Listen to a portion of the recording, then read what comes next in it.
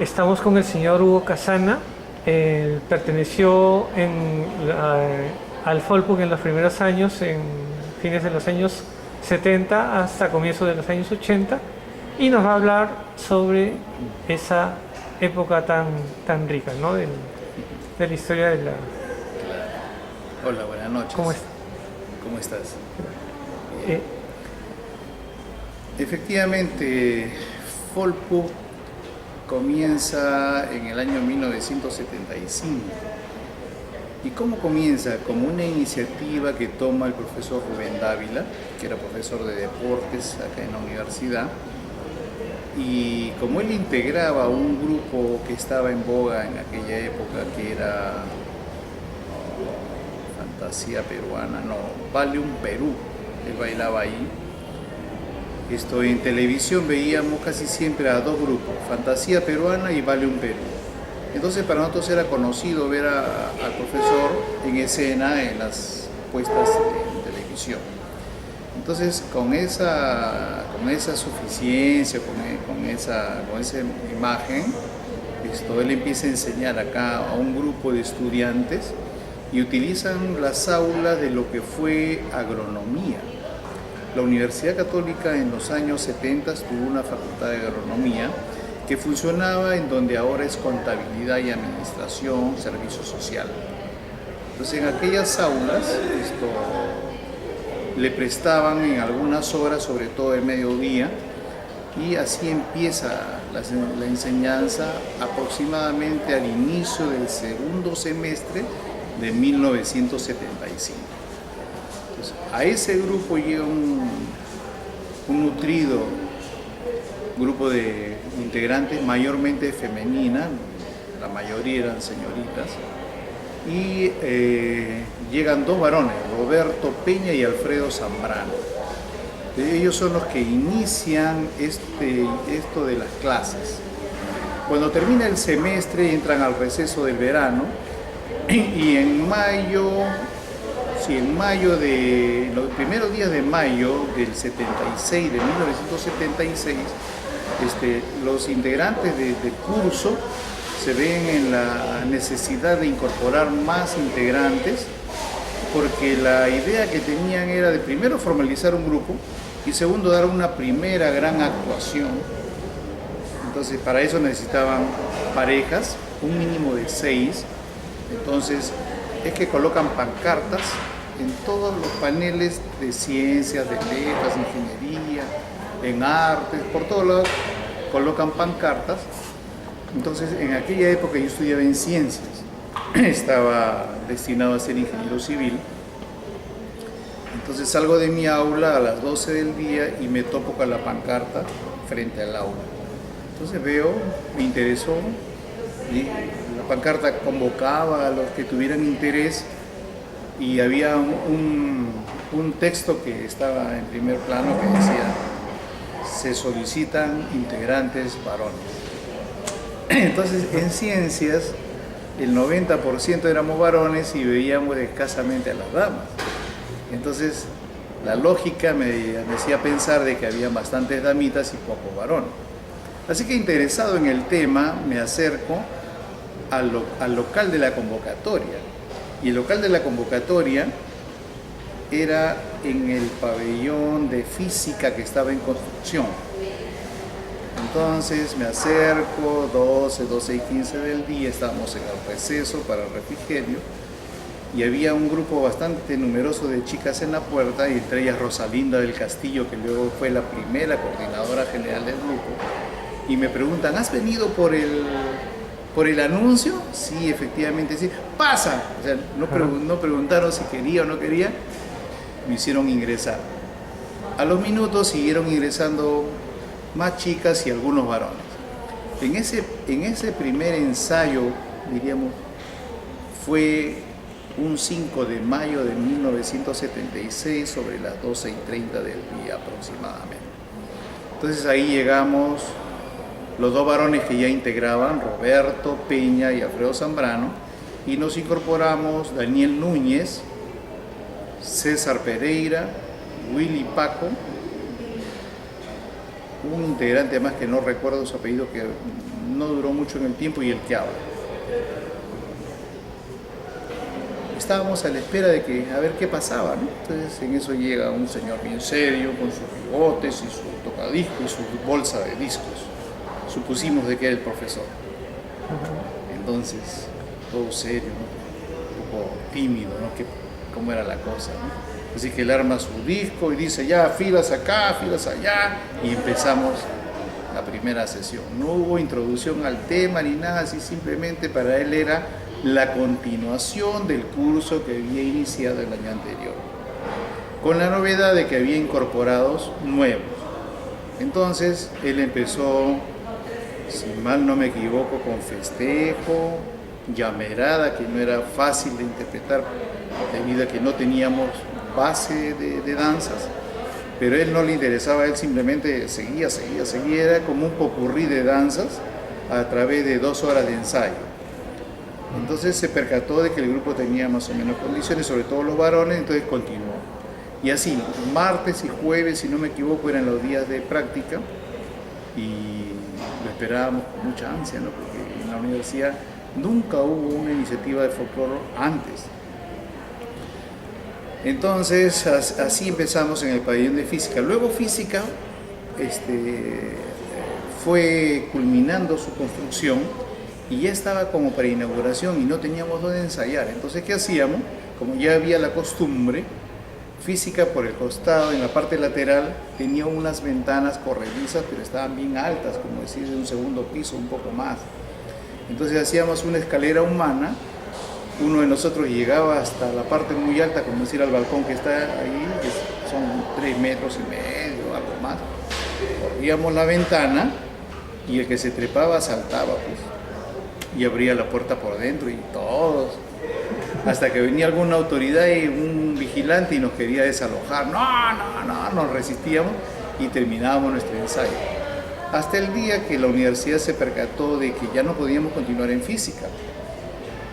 Entonces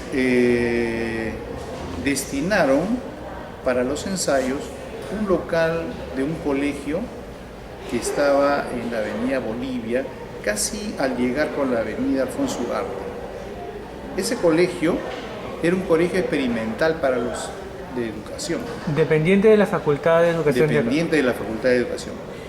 Había un convenio, parece, con el Estado, en donde los futuros profesores y probablemente ya egresados iban a hacer trabajos, digamos, de educación casi a modo experimental. ¿Por qué? Porque la universidad siempre ha sido innovadora. No seguía los mismos lineamientos de Cantuta o de otros sitios, o San Marcos. Entonces la Católica siempre tenía esa condición de investigar y tratar de innovar. Entonces todos los nuevos sistemas educativos se probaban en aquel colegio, se tomaba seguramente información de resultado y se iban mejorando los planes educativos. Fuimos líderes en ese tema y ese colegio era extremadamente peleado para entrar.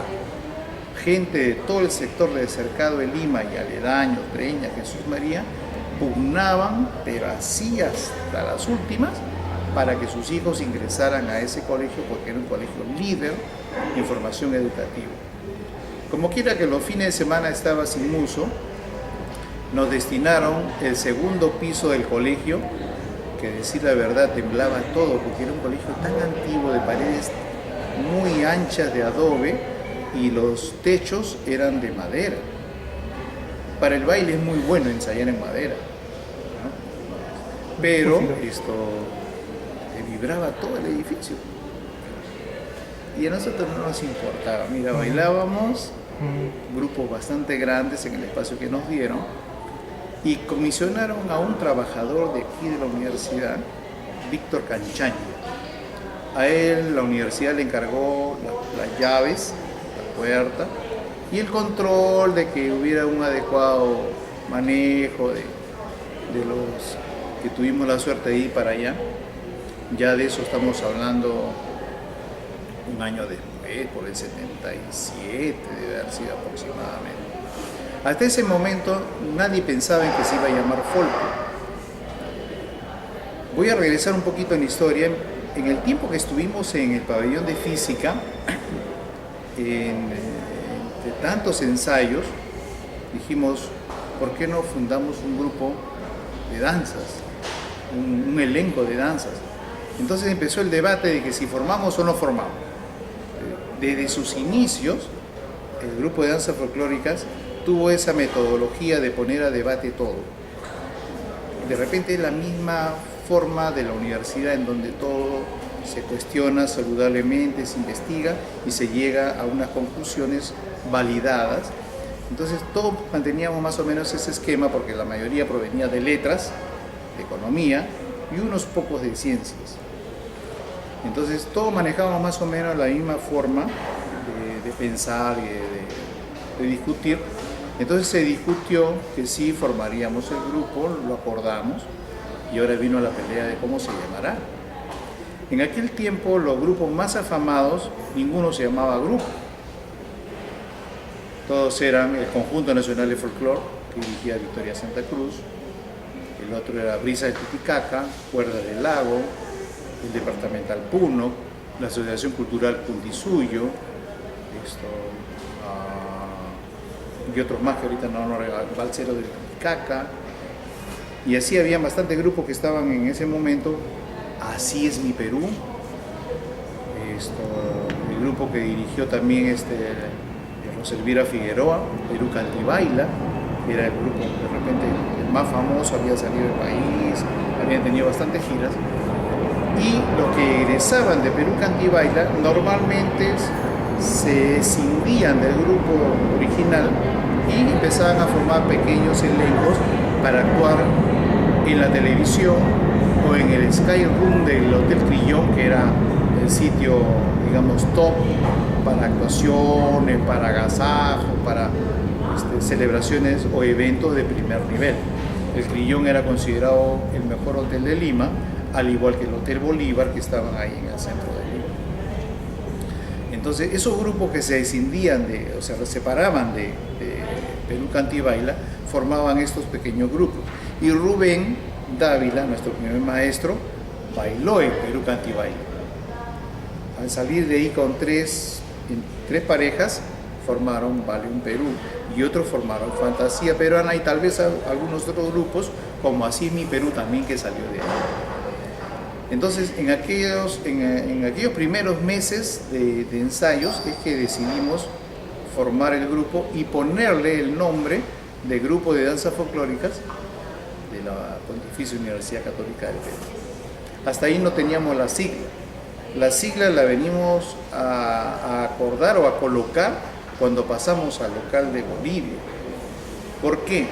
Porque como aquel local no estaba a nuestra disposición íntegramente, no podíamos entrar a las aulas de primer piso, usábamos un espacio limitado en el segundo piso, entonces tuvimos que ponerle rótulo a los espacios que nos asignaron. Entonces, Grupo de Danza Folclórica de la Pontificia Universidad Católica, muy grande. Entonces, el folclore de la PUC. Entonces, modestia aparte, como tenía letra normalizada, que es una letra de ingeniería, es dibujada, hicimos entre varios los primeros carteles en fondo amarillo y con letras negras. Obviamente con trazado de reglas, todo para que salga bonito. Y con chinches colocamos los primeros letreros, y cuando llegamos a ensayar ahí, porque primero fue la toma del local, nos llevaron y conocimos el espacio, y ahí nos vimos en la necesidad de decir, bueno, este espacio es nuestro, y el resto no tocamos porque es de la dirección del plantel. Entonces, este espacio es nuestro, Folpuk. Y nos dieron 2 o 3 espacios y le pusimos el cartel Folpuk. Ahí nació la sigla, porque antes no la habíamos instituido. Bueno, retrocedamos un poquito, empezamos a ensayar ahí en el pabellón de física, y había la expectativa de hacer una primera gran actuación. Entonces, esa actuación se dio el 14 de agosto de aquel año, de 1976. Hubo una actuación previa que se hizo en el pabellón de ciencias. Ya. El pabellón de ciencias, con motivo de las fiestas patrias, al enterarse que había un grupo de chicos que practicaba folclore, tomaron contacto con nosotros y es más, el ingeniero Solís, que había sido mi profesor de geometría descriptiva, es un curso del área de ciencias, de ingeniería, teníamos amistad, así que tomamos contacto y a través de otras coordinaciones nos invitaron para una primera actuación, pero al interior de la Dirección de Estudios Generales de Ciencias. Entonces, eso fue nuestro primer ensayo público. ¿Y ahora con qué nos vestimos? ¿Qué hacemos? ¿Bailaremos marinera norteña? ¿Ya? ¿Y tenemos ponchos? No hay. Caray. ¿Qué hacemos? Compramos lino. Listo, lo cortamos, lo cosimos, le hicimos los bordes, el cuello y todo ropa blanca, y conseguir un fajín rojo no era muy difícil. Así que, y después que bailamos, festejo, pues. Entonces nos quitamos el poncho, nos quedamos con la camisa, remangamos el pantalón y ya se convierte en una pantaloneta para festejo. Y después, ¿qué más hacemos? Tuzui. No, pero Tuzui no tenemos la ropa y es muy caro alquilar. Entonces hacemos tondero. Ya, ¿y cómo hacemos? Así remangados también, pero cambiamos de sombrero. Entonces creo que hicimos 2 o 3 bailes, incluido la marinera limeña y el vals coreográfico. Entonces fue nuestro primer ensayo público en esa fecha de Fiestas Patrias, muy cercano a Fiestas Patrias, en la Dirección de Estudios Generales de Ciencias, a invitación del ingeniero Solís y del decano que estaba en aquella época, que no recuerdo su nombre. Entonces esa fue nuestra primera actuación, y ya luego vino la de agosto. Entonces esos fueron los primeros albores. Ahora, administrativamente, al haber acordado formar al grupo de danzas, dijimos, toda institución que nace tiene que tener un estatuto. Comisión estatutaria. Algunos de nosotros resultamos elegidos y empezamos a redactar a mano el estatuto. Yo tengo en casa la redacción de esos primeros documentos de gestión. Me comprometo a entregarlo en otra oportunidad, de repente hacer una pequeña entrega formal, no necesitamos ceremonia, solamente hacer una entrega, porque tiene el valor de un papiro, por si acaso. Entonces empezamos a discutir primero el nombre, la denominación, el objeto de la entidad. Creo que no habremos pasado del 10º artículo, eran como 30 y tantos, pero siempre discutíamos. No debe llevar la palabra integración porque tiene una connotación no sé de qué, y mejor cambiamos por igualdad. O sea, siempre discutíamos por las palabras, o sea, por la forma, mas nunca nos abocamos al fondo ni a culminar la aprobación del estatuto. Era una cosa, pero de pelea de grito. Lo curioso es que después que terminaba la parte práctica del ensayo, siempre decíamos asamblea. Yo no sé si les suena conocido hoy día. Claro. Bueno, lo instituimos desde los primeros días, asamblea. Entonces, quien era una de las más antiguas y siempre llevaba la voz cantante del grupo era Rosalinda del Castillo Espinosa. Entonces ella, chicos, a ver, organicemos, vamos a empezar a conversar sobre esto. Entonces, más o menos que ella piloteaba, ¿no?, el tema. Y cuando ya se acuerda la fundación, acordamos constituir una primera directiva. Y esa directiva no tenía muchos cargos, tenía coordinador general y director artístico y nada más. Dos. Y de repente hasta secretario, por ahí. No había tesorero porque prácticamente no teníamos fondos. Después tuvimos que crear el cargo de tesorero y así empezamos. Entonces, la primera coordinadora por unanimidad fue Rosalinda. No tuvo rivales en la postulación. Todo, inclusive creo que fue esta aclamación, que Rosalinda sea Rosalinda, y Rosalinda, primera coordinadora general en el año de 1976, y director artístico obviamente Rubén Dávila, y en la tesorería no recuerdo quién fue primero, pero Rosalinda siempre estaba rodeada de gente amiga que era muy afín a ella. Pilar Neira, Irene Guitarra, Luz Pomacaja, Moraima Molina y otras más. Mira, yo recuerdo que eran unas 35 chicas, unas con más rol protagónica y otras simplemente entraban y salían por motivo del ensayo. Mientras que los varones, algunos más protagónicos que otros, pero siempre estábamos acompañando. Como éramos tan limitados, teníamos ese espíritu de cuerpo. Es más, llegamos a hacer tanta amistad con Rubén, y Rubén era de nacimiento huancabelicano. Entonces, como socio del Club Huancavelica, no del que ahora conocemos, sino del que antiguamente fue, que era bien modesto, entonces Rubén nos decía, chicos, nos vemos el viernes en el Huancavelica. Y Rubén tocaba guitarra, tocaba muy bien sus huaynos. Él tenía la fisionomía de un hombre de repente moreno de Barrios Altos o del Rima, pero en realidad era moreno por, digamos, un poco por raza, ¿no? de andino, pero no tenía muchos rasgos de andino. Entonces cantaba huaynos y se acompañaba con su guitarra. Y en aquel tiempo, bueno, había huaynos que estaban de moda, y especialmente yacuchanos, y en medio de los tragos que pedíamos, obviamente venían los lagrimones de decepciones amorosas, ¿no? De lisurientas recuerdos de alguna dama. Entonces así lo pasábamos, Rubén con los varones. Las chicas no iban al grupo, las chicas siempre tuvieron un respeto único y un cuidado único. Se instauró una especie de regla moral desde el inicio. Muchacho malogrado que pretenda hacer cosas no, digamos, no transparentes, o que pretenda de repente sobrepasarse con las damas, los 6 lo votamos. Y si alguna chica llegaba a corromper a todas las chicas que eran muy sanas, las chicas mismas se encargaban de eliminarla. Hacían lo mismo. Hacían lo mismo, para, exactamente. Entonces siempre el grupo se cuidó de tener gente muy sana, que teníamos la confianza tal que podíamos ir a alguna actuación y no había la duda de que iba a haber un respeto único. Y es más, desde el principio invitamos a que las mamás y los papás de algunos integrantes pudieran acompañarnos a donde fuéramos, en señal de transparencia de la actitud de las damas y de los varones, y también en señal de confianza al resto de papás que no podían ir. Entonces hemos tenido mamás y papás muy afines, sobre todo mamás. La mamá de Daniel Núñez, por ejemplo, un integrante, la señora Irene, se llamaba Irene, ya falleció la señora, estaba con nosotros en todas.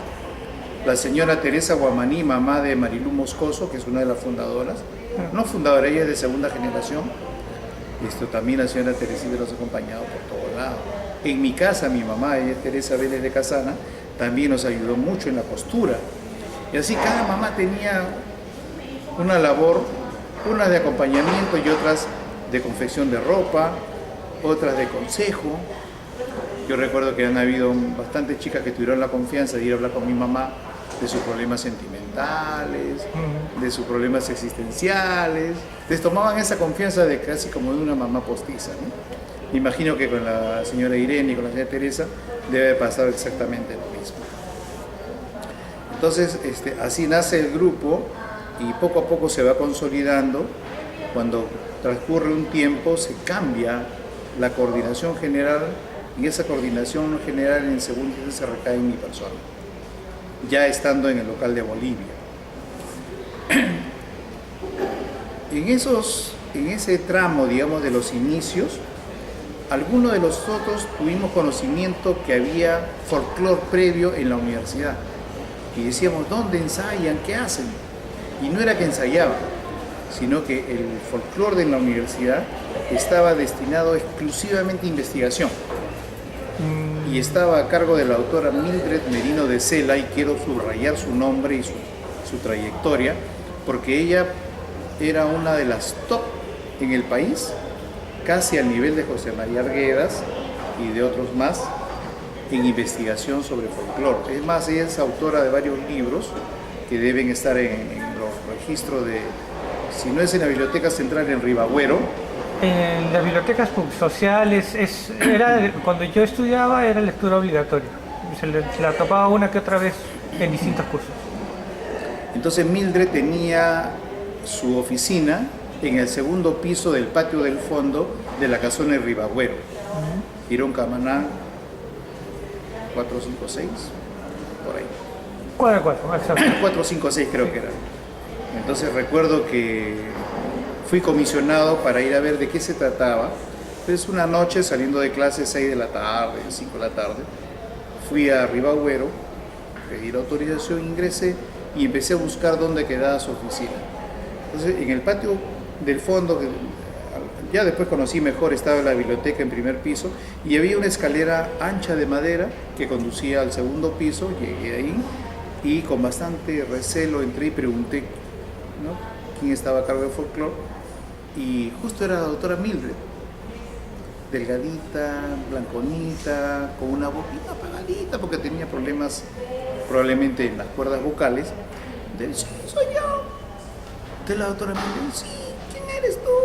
Entonces, tenía esa dificultad, pero realmente a Mildred le debemos mucho. Yo creo que ella debería tener un sitial especial en lo que ahora es centro. Si no hubiera sido por ella, no seríamos lo que somos, porque ella influenció de tal manera en el grupo que tomó otro giro. Hasta ese momento era un grupo entusiasta de chicos que bailaban con las limitaciones que tenía Rubén, porque Perú Canta y Baila era un grupo formativo en donde todos bailaban por cuenta. Es decir, Marinera Norteña, 1, 2, 3, 4, 5, 6, 7, 8, le miras y giras en 6, 1, 2, 3, 4, 5, 6, paras un tiempo y vuelves en 8 y te das la vuelta en 6, la miras, te acercas, haces un careo de 4 por 4 por 4 por 4, ella se corre 6 pasos, o sea, todo era cuenta. Igual era para danzas andinas, para cualquier cosa era cuenta, y no había la expresión del cultor nato, ni tampoco había el fundamento de lo que estás haciendo. Entonces Mildred se da cuenta de que este grupo de chicos necesitaba el fundamento para que pudiera tener sostenibilidad en el tiempo. Porque si no hubiéramos ido con un equipo de vóley que jugó, se entusiasmó y al egresar no nos vimos más. Entonces Mildred desde esos inicios nos empieza a convocar ahí a Ribagüero y en forma desinteresada y totalmente gratuita nos dicta los primeros cursos de la ciencia del folclore. Entonces nos enseña sus orígenes etimológicos, sus principales investigadores, Moro Tevez, Cortázar, y nos hace estudiar durante un semestre casi académico. Y todas las semanas teníamos que ir 2 o 3 veces sacrificando horas y todo a su clase, y ella sacrificando su tiempo nos dictaba con mucho cariño a todo el grupo que inició. Y me acuerdo que hubieron hasta unos 3 o 4 grupos que pasamos por sus aulas. Tuve la suerte de ser uno de sus primeros discípulos y nos enseñaba tanto que aprendíamos a hacer ficha de recopilación de datos para investigación de campo, y tamizar toda la información, hacer resúmenes y síntesis de lo que íbamos averiguando. Y para graduarte con ella tenías que hacer un trabajo de investigación y sustentarlo, y si ella lo aprobaba te extendía una constancia de haber cursado satisfactoriamente un curso, digamos, formativo o básico sobre la ciencia del folclore. Entonces ella nos enseña a ir mucho más allá de simplemente movernos sobre el escenario. Nos enseña el fundamento, y por eso es que todos, al captar su enseñanza, decidimos buscar cultores natos para aprender un poco más, y descubrimos que Tusui no era danza, era una invención, y que la llamerada que bailábamos nada tenía que ver con el cultor nato que bailaba, totalmente diferente y bajo otro concepto, y que la danza del Cusco. Entonces decidimos ingresar a la Escuela Nacional de Folclore y tuvimos la suerte de tener de maestros a Agripina Castro, a Julia Peralta en danzas de Cusco, a Edgar Bueno en danzas de Puno, al maestro Abelardo Vázquez en danzas, en bailes de la costa, en instrumentos también. Tuvimos la suerte de ser alumno de García Zárate, de Jaime Guardia, del maestro Ríos en quena, del maestro Takayama en guitarra. Entonces bebimos de fuentes, digamos, con mucho más conocimiento y fundamento, y algunos de nosotros fuimos agarrando sesgo.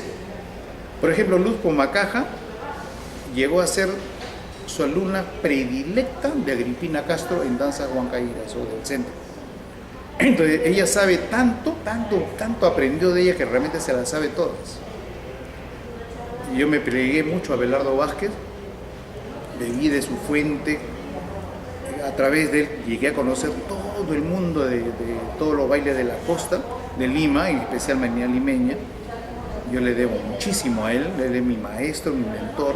Y luego en el tiempo, bueno, tuve la suerte de ser alumno de Augusto Ascuez y de Ricardo del Valle, conocido como 1500. Entonces, tuve esa suerte de conocerlo, de poder beber de esa fuente, pero si no es por Abelardo yo no hubiera aprendido nunca nada. Daniel Núñez, que integraba el grupo inicial, era integrante de Puntisuyo. Puntisuyo es un elenco que brillaba, hasta ahora creo que todavía tiene luz propia, en danzas cusqueñas.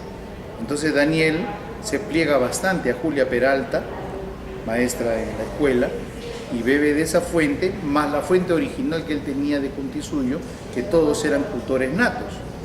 Entonces, fíjate que Luz empieza a traer a los meses los conocimientos del centro, Daniel sus conocimientos de Cusco, el que habla los conocimientos de costa. Y estando en la escuela, Edgar Bueno, maestro de Puno, me matriculé con él, me lleva a bailar a Brisa del Titicaca, me presenta y empiezo a beber de esa fuente, que todos eran puneños. Entonces me volví el informante de danzas de Puno y de costa. Entonces así cada quien empezó a beber de distintas fuentes, a tomar conocimiento de cultores natos, y empiezan los primeros cuestionamientos, ¿no? Oye, esto no se baila con cuenta, ¿no? Canchis significa tal cosa, es una danza ceremonial, que esto es así, esto es un trasfondo, y si bien es cierto debe tener alguna cuenta mínima, pero esto tiene una expresión bastante libre y tiene estas fases que se deben respetar. Que tiene un modelo coreográfico indudable, porque de la danza originaria tiene modelo coreográfico, pero no se baila con cuenta y haciendo de repente cosas sin sentido en el escenario, sino se baila con una actitud ceremonial. Debe haber todo un tema actitudinal y de mensaje en el escena, en donde vamos a transmitir cultura a quien nos está observando. Entonces cambia todo. Entonces Rubén Justo le iba a preguntar se eso. siente cuestionado por eso. Entonces la idea no era pelearnos con él, sino que Rubén, tú eres un buen director coreográfico, pero permite que Julia Peralta, que Abelardo Vázquez, que Agripina Castro, que Edgar Bueno o algún director de Cuerdas del Lago o de Brisa de Titicaca vengan y nos den lecciones de cómo es la danza ejecutada por cultores natos. Entonces, habiendo tomado el estilo, toda su connotación, la información que sustenta la danza, siéntete libre, Rubén, de darnos un modelo coreográfico de tu experiencia. Pero él no quería aceptar eso porque le decía, yo soy el dueño de todo el queque, o sea, yo enseño la danza, yo enseño la coreografía y a mí nadie me cuestiona. Rubén, mira, eso no va. Y fue una tarea de convencimiento que no logramos. Hubieron muchos meses en donde lo intentamos, porque nos dábamos cuenta, en lo personal, después de haber sido alumno de Abelardo Vázquez, lo que me enseñó Rubén no correspondía a la realidad. La resbalosa no era en el modelo de Perú Cantibaila, la resbalosa en el pueblo se bailaba de otra manera. Igual, ¿no? El Wailers no se baila así de repente medio mariconado, no, se baila de otra forma. Y no se zapatea en el intermedio, y los pasos son pulpahuipi, estacataca, y significan esto, y es el aporque, y está representada la faena agrícola. O sea, ya había todo un sustento de un cultor nato que le había enseñado a Lucha, o Macaja, ¿no? Al grupo Macaja. Entonces, Rubén, esto no es así. Entonces lo decíamos, pero él, no, esto se baila así. Entonces, pucha, había una pugna entre aquel que quería imponer su modelo con lo que nosotros íbamos bebiendo de la fuente. Entonces llegó el momento que Rubén ya no pudo sostenerse y dijo renuncio. Más o menos es el año 79. Ese es el año 1979. Claro. O sea, han habido un periodo formativo de 3 años bajo la tutela de Rubén, y ya en el 79 debe haber sido finales del 78, donde Rubén dice, yo ya no sostengo este trabajo, no puedo.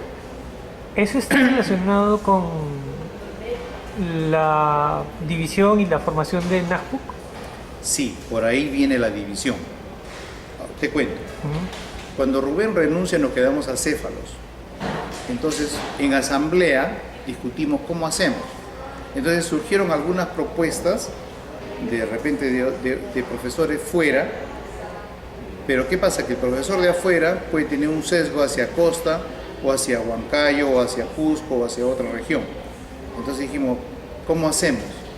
Uno de los primeros propuestos fue un profesor que apellidaba Malqui, si no me equivoco. Era alumno de Julia Peralta en danzas de Cusco, un chiquito. Julia Peralta, al no poder venir a enseñar, lo comisionó a él y nos enseñó una danza o un modelo coreográfico que no era danza. Después descubrimos que no era danza, Los Jilgueros. Era una puesta en escena de casi como una invención. Claro. ¿Ya? Entonces, Los Jilgueros no se sostiene en Ayacucho, en Cusco no hay, ¿no? Pero trajo ese modelo y Los Jilgueros era más teatral que danzar. Entonces nos dimos cuenta que tenía limitaciones por ahí. Entonces discutimos, buscamos alternativas, le hablamos a Belardo, no, yo no puedo. Agripina no, ella dirigía otros grupos, tenía asesoría por todo lado. Entonces, en un momento dado se acordó encargarme la dirección artística. Entonces de danzarín pasar a dirección artística es otro mundo, porque tienes que ver formación, tienes que ver la parte coreográfica, vestuario, caracterizaciones y todo. Entonces, ni bien asumí el cargo, consciente de mis limitaciones, pedí un permiso temporal y permiso temporal en la dirección, y fui a estudiar a la Escuela de Arte y Teatro que se llamaba Histrión. Ya no existe esa escuela, pero está ubicada en Pasaje Velarde, ahí en el centro de Lima. De esa escuela han salido digamos, actores reconocidos, entre ellos Chuyman, por ejemplo, para darte un ejemplo, ¿no? Estaba dirigida por la familia Velázquez, entre ellos Mario Velázquez Achicoria, que fue un actor, creo que hasta iletrado. Bueno, no quiero desviarme de la conversación, pero Achicoria no era actor. Él iba a recoger a su novia, que era actriz, no me acuerdo su nombre. Entonces él participaba, digamos, desde la butaca, que tenía un pequeño teatrín, y después ya te voy a contar la historia de ese teatrín. Entonces, él de tanto mirar los ensayos se sabía los libretos de todo el mundo. Y un día faltó un actor, no llegó a tiempo, y había que reemplazarlo por cubrir el espacio en la escena. Le dicen, oye, tú, sube. Y no solamente cubría el espacio, sino se sabía todo, y lo hacía con arte. O sea, era un dramaturgo prácticamente en escena. Oye, que bien actúa. Y resultó ser mejor que el actor original y se quedó en escena para nunca más salir del teatro. Vivió en Histrión, en el segundo piso, murió muy pobre, ¿no? De repente algo alcoholizado. Bueno, entonces estudié en Histrión, estudié teatro, tuve la suerte de tener de maestro a Sergio Arrau, a los Velázquez, al maestro Anderson y otros más, en donde aprendí actuación, maquillaje, caracterizaciones, la historia del teatro. Entonces, tuve que formarme, porque no es como ahora que tienen este bellísimo esfuerzo institucional de artes escénicas. En mi tiempo, si querías aprender teatro, o ibas a la Escuela Nacional de Teatro, que estaba ahí en La Cabaña, o te ibas a Histrión, o de repente te ibas a la AAA, que estaba ahí por el Teatro Municipal. No había más. El Teatro de Lima también creo que existía. Y si querías música, ibas al conservatorio. Entonces, si querías algo, había escuelas específicas. Y la escuela de folclore en aquellos tiempos dejó de formar alumnos regulares y se limitó a cursos de extensión por un tiempo bastante prolongado, para luego retomar la enseñanza ya regular de 5 años para titular alumnos, ¿no? Entonces, en el tiempo que me tocó vivir solamente había extensión, más no estudios regulares. Entonces teníamos esa opción de ir migrando rápido, ¿no? Que con Agripina, que con Julia, que con Edgar Bueno, que ahora la quena, que ahora la guitarra. Entonces tuve la suerte de ser alumno de García Zárate, el maestro Raúl García Zárate. Era muy selectivo. Después de una larga evaluación de todos los postulantes, solamente elegía 3. Y esos 3 formaban parte de su clase, que no era de básicos, sino de avanzados. Tenía una forma muy singular de enseñar. Primero te contaba cómo era su huamanga, o cómo era el pueblo donde se origina una canción. Te contaba todo, te transportaba mentalmente al sitio, y luego te cantaba y te enseñaba la letra en castellano y en quechua y te la hacía cantar. El alumno se sentía decepcionado porque decía, pucha, yo no venía a cantar, he venido a aprender a tocar con el maestro, pero no entendíamos su método. Entonces nos enseñaba a cantar y una vez que lo aprendíamos a cantar bien y con sentimiento, decía, sácame una versión propia, no copies de mi versión, sácame una versión propia de lo que te acabo de enseñar. Entonces, los 3 alumnos a la siguiente clase empezábamos a llegar con una versión muy individual, sentida por el alumno y expresada en la guitarra. No, métele tales bajos, fíjate que la línea melódica no es así, corrige, vuélvelo a cantar. Al final del ciclo, terminabas tocando un huayno de tu propia, digamos, iniciativa o tu propia interpretación. Regresando a Folkbook, como digo, el 79 asumí interinamente, ya luego se formalizó la dirección y ese modelo que tanto habíamos pugnado con Rubén, lo instalamos para que creo que nunca más se volvió a prescindir de ese modelo. Entonces empezamos a convocar maestros en las distintas danzas con el objeto de que nos enseñen la danza. Uno o varios de nosotros tratamos de asimilar al máximo su enseñanza para ser los receptores y poder mantener todo lo aprendido, porque terminada su participación probablemente le dábamos las gracias, se le pagaba su honorario, que con mucho esfuerzo lo juntábamos, y ellos accedían a lo que le podíamos pagar, o sea, no le pagábamos el justo precio, ¿no? Entonces, así empezaron a llegar los primeros profesores que le llamamos asesores en aquella época. Yo no sé cómo le llamen hoy. Asesores también. O sea, fíjate que se ha mantenido sí, prácticamente el modelo con el que iniciamos y de verdad me da mucha satisfacción porque creo que ha sido el modelo más satisfactorio para que todos podamos beber de la fuente y tener un conocimiento del cultor nato. Entonces, así fue como migró Folkbook a esa forma que, como me relatas, hasta hoy creo que se mantiene. Me da mucho gusto y así empezó. Pero las pugnas no solamente son de tipo danzario, sino también de tipo administrativo. Entonces me tocó un desgaste luego de 3 años de dirección y en el 82 presenté mi renuncia. Aparte que yo pienso que aquel que dirige arte tiene su propia forma de hacerlo. Entonces, no está sujeta a consenso. O sea, si bien es cierto, los maestros nos enseñan la danza como debe ser, lo original, pero cuando tú ya le haces la adaptación escénica, ya queda más a criterio de aquel que dirige. Plantear de repente algunas variantes que no transgredan lo original, pero que le den mejor visualización o más plastía dentro de escena, ¿no? Entonces, ese tipo de cosas de repente no chocaban. Yo siempre digo, ¿no? El pintor ha hecho un cuadro abstracto en donde le parece muy hermoso. Y habrán de repente 100 visitantes, 50 dirán que está lindo y otros dirán que no le parece ni chicha ni limonada. Porque es subjetiva la apreciación artística. Pero aquel que pintó no está sujeto a que venga alguien y le diga, oye, de acá te faltan 3 trazos en azul y mira, si le pones 2 rayas verticales te va a salir mejor el cuadro. Mira, tu opinión, te respeto, pero yo no voy a tocar ni un poquitito de mi cuadro porque para mí así está bello. Entonces, igualito es cuando haces una propuesta. En escena es tu propuesta, es tu concepción, ¿no? Entonces, eso es lo que siempre colisionaba, digamos, en el tiempo en el que me tocó dirigir, y al retirarme, en los términos muy amistosos, creo que Lida Bravo asume la dirección artística y creo que pasa por el mismo desgaste y luego los que han continuado, me imagino que tuvieron el desgaste natural. Realmente cuando me retiré sentía que algo me faltaba. Era como haber criado un hijo hasta los 6, 7 años y no verlo más. Realmente sentí una pena enorme, añoraba al grupo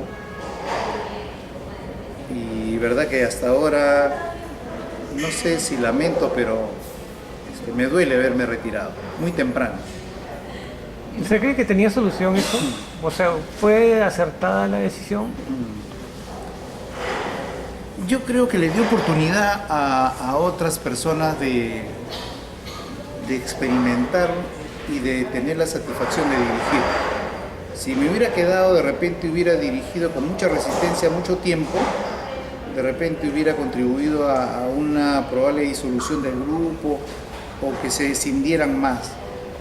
Mi retiro cohesiona más al grupo, la oveja negra sale y se continúa con las blancas. Las blancas eligen a una blanca que con el tiempo se vuelve negra. La negra se retira y asume otro. Más o menos ha sido la mecánica en los años previos con Folpo. Yo ya no he vivido del 82 para adelante, no sé qué pasó internamente, me alejé por completo.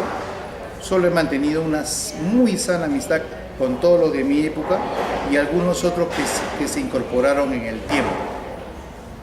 ¿Ya? Entonces,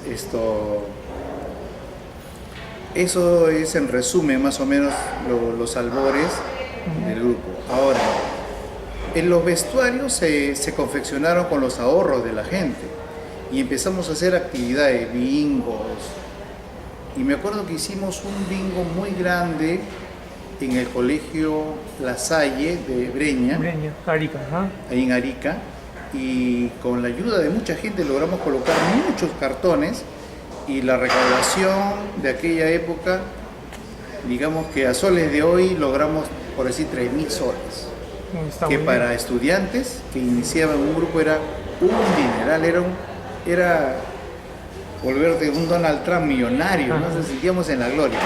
Lamentablemente quien ejerció la tesorería de aquel momento se robó el dinero. Esas cosas siempre pasan, ¿no? Lo Siempre hurtó está- y nunca más volvió a dar la cara y desapareció del grupo. Era No quiero demasiada señalar tentación. nombre porque Dios le habrá castigado, nosotros no se lo perdonamos, ¿ya? Pero hubo la necesidad de otra chica que tenía el mismo nombre, poderle llamar por sus dos nombres porque si no era de mal recuerdo. No que desagradable, pero Bueno, entonces ahí en ese bingo, por ejemplo, tuvimos la ayuda de la gente del Centro Musical Victoria. ¿Cómo comienza esa historia? En el año 1977 tomamos conocimiento que se iba a llevar a cabo un primer concurso nacional o un concurso de marinera limeña, no diría nacional, un concurso de marinera limeña. Hago recordar que en el año 64 aproximadamente nace el concurso de Trujillo y los que bailaban en aquella época, entre ellos Adela On, lo hacían con taco y con vestido de calle, no con vestido tradicional. Luego ya migran hacia algo más tradicional y con los pies descalzos, claro. ¿no? Porque así es lo típico en los pueblos aledaños a Trujillo, a Chiclayo, a Piura. Entonces, en el año 1975 o 1976 nace el primer concurso del Grupo Acuario, que se llevaba a cabo en distintos escenarios, entre ellos el Olivar de San Isidro. Entonces ahí fue el primer concurso, si no me equivoco. Entonces justo coincide con nuestros años de iniciación con Folpo. Entonces veíamos de lejos que había un concurso acá en Lima y que había el concurso de Trujillo. Entonces nadie pensaba en Trujillo porque todavía no destacábamos mucho, bailábamos de todo un poco y nadie tenía una super especialidad que te llevara a un estrellato, ¿no? Entonces esos primeros 5 o 6 años es de aprendizaje integral, ¿no? En el 77, con Rosalinda del Castillo, acordamos ir a participar del concurso ese de marinera limeña, que se hizo en una de las dos carpas que estaba en lo que ahora es Gamarra. Ahí habían dos parques muy grandes, el Parque El Porvenir y el Parque ¿Canepa? ¿Mm? ¿Canepa? Campa. Entonces, en esos dos había unas carpas muy grandes tipo circo, en donde los fines de semana ahí se congregaba todo el folclore de Lima. Y obviamente no existía Gamarra, solo aviación para la venta de comestibles y para la venta de todo lo que era telas, porque no había casi confecciones. Entonces todos iban a comprar muchos fardos de tela, lo llevaban a otros establecimientos y ahí confeccionaban, ¿no? Entonces, es más, ahí en la avenida Aviación, casi para llegar a Tacora, está, hasta ahora creo que existe, en lo que le llamamos el Baratillo del Folclore. Eran unas pequeñas 2 galerías aledañas, casi juntas, en donde encontrabas todas las ropas, sombreros, fajas, chumpis, todo encontrabas ahí a un precio muy razonable, inclusive faldas talqueadas, todo encontrabas, sombreros huancaínos, sombreros ayacuchanos, en fin, ponchos, de todo, pellejitos para hacer la ropa llamerada. Entonces las mantas que se usaban como falda, las yicas, todo encontrabas ahí, así que ese era el objetivo, ir a hacer una gran compra. Lamentablemente perdimos el día. Pero retomando la historia del concurso, fuimos con Rosalinda, nos inscribimos y participamos. Entonces, fue en esa carpa del folclore en donde hubo el concurso. El Centro Social Musical Victoria alquiló las instalaciones y realizó su primer concurso, y único también, ¿no? Entonces fuimos a participar y conocimos a la gente del musical. Participamos y con Rosalinda quedamos en segundo lugar, 77. Entonces, producto de ese concurso, al terminar el certamen nos dan los diplomas y nos dicen pasen al Musical Victoria. Entonces fuimos a Girón Huascarán, que estaba a la espalda de RBC, de Canal 11, y hay un agasajo breve y ahí conocimos a la gente de Victoria. Entonces dijeron, ¿ustedes bailan? Sí, tenemos el grupo de la danza de la universidad. Oye, qué bien, los pituquitos, mira, bailan. Lo consideraban los pituquitos, ¿no? Entonces, con la gente tan humilde y tan sencilla del Victoria hicimos una gran amistad y empezamos a frecuentar, los varones, a frecuentar el Musical Victoria. Roberto Peña, Alfredo Zambrano, todos los 6 varones. Si no íbamos con Rubén al Huancavelica, nos íbamos al Musical Victoria, en donde éramos aceptados y bienvenidos, no obstante que no éramos morenos, digamos raza negra, porque la gran mayoría es raza negra ahí, y nos aceptaban, ¡oh, llegaron los pituquitos, que pasen! Entonces, porque era selectivo, ¿no? El Musical Victoria es pequeño, no tenía más que 1, 2, 3 ambientes y un bañito, y un pequeño bar. Entonces, éramos ya casi de casa y concurrimos muchos años, ¿no? O sea, no fue 1 o 2 veces, años fuimos ahí, éramos casi como socios. Entonces, ¿qué pasaba? Que cuando el Victoria organizaba sus actuaciones de canciones, no tenían la parte danzaria. Entonces decían, oye, que vengan los de la Católica.